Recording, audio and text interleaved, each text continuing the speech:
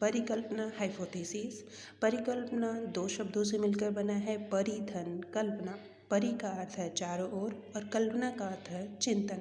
इस प्रकार परिकल्पना से तात्पर्य किसी समस्या से संबंधित समस्त संभावित समाधान पर विचार करना है।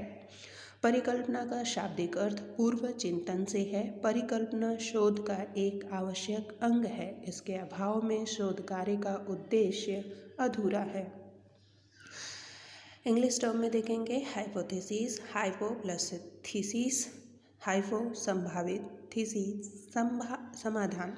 परिकल्पना से आशय उस कथन से होता है जो सिद्ध होने पर सिद्धांत में बदल जाता है।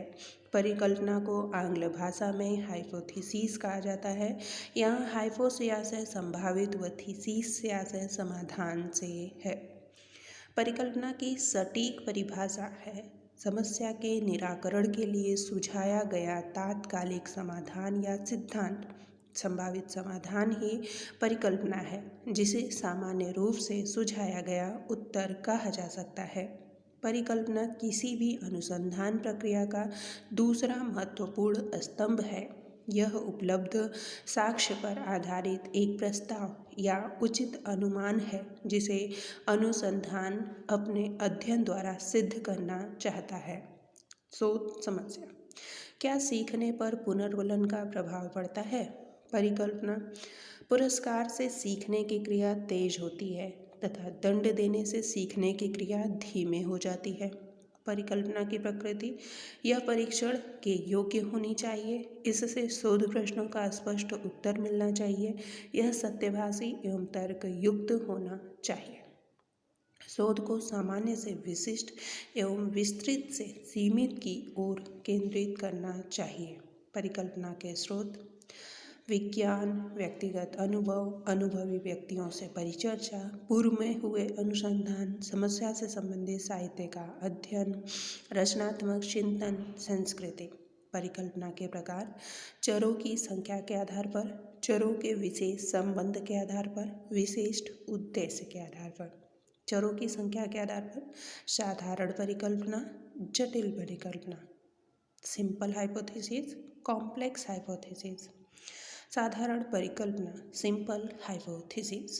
साधारण परिकल्पना से तात्पर्य उस परिकल्पना से है जिसमें चरों की संख्या मात्र 2 होती है और इन्हीं 2 चरों के बीच के संबंध का अध्ययन किया जाता है।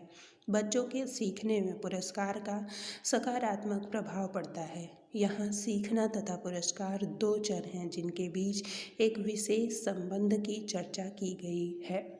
जटिल परिकल्पना, कॉम्प्लेक्स हाइपोथेसिस।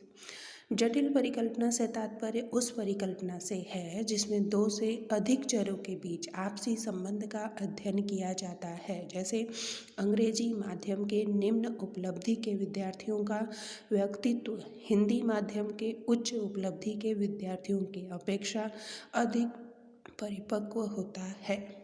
इस परिकल्पना में हिंदी, अंग्रेजी माध्यम, निम्न उच्च उपलब्धि स्तर एवं व्यक्तित्व 4 प्रकार के चर सम्मिलित हैं।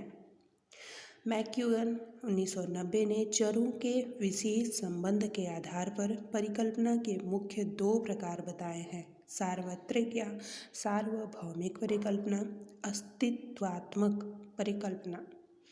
सार्वत्रिक या सार्वभौमिक परिकल्पना, यूनिवर्सल हाइपोथेसिस। सार्वत्रिक परिकल्पना से स्वयं स्पष्ट होता है कि ऐसी परिकल्पना जो हर क्षेत्र और समय में समान रूप से व्याप्त हो, अर्थात परिकल्पना का स्वरूप ऐसा हो जो निहित चरों के सभी तरह के मानों के बीच के संबंध को हर परिस्थिति में हर समय बनाए रखे। पुरस्कार देने से सीखने की प्रक्रिया में तेजी आती है। यह एक ऐसी परिकल्पना है जिसमें बताया गया संबंध अधिकांश परिस्थितियों में लागू होता है। अस्तित्वात्मक परिकल्पना, एग्जिस्टेंशियल हाइपोथेसिस। इस प्रकार की परिकल्पना यदि सभी व्यक्तियों या परिस्थितियों के लिए नहीं तो कम से कम एक व्यक्ति या परिस्थिति के लिए निश्चित रूप से सही होती है। जैसे सीखने की प्रक्रिया में कक्षा में कम से कम एक बालक ऐसा है जो पुरस्कार के बजाय दंड से सीखता है। इस प्रकार की परिकल्पना अस्तित्वात्मक परिकल्पना है। विशिष्ट उद्देश्य के आधार पर शोध परिकल्पना रिसर्च हाइपोथेसिस, शून्य परिकल्पना नल हाइपोथेसिस, सांख्यिकीय परिकल्पना स्टैटिकल हाइपोथेसिस।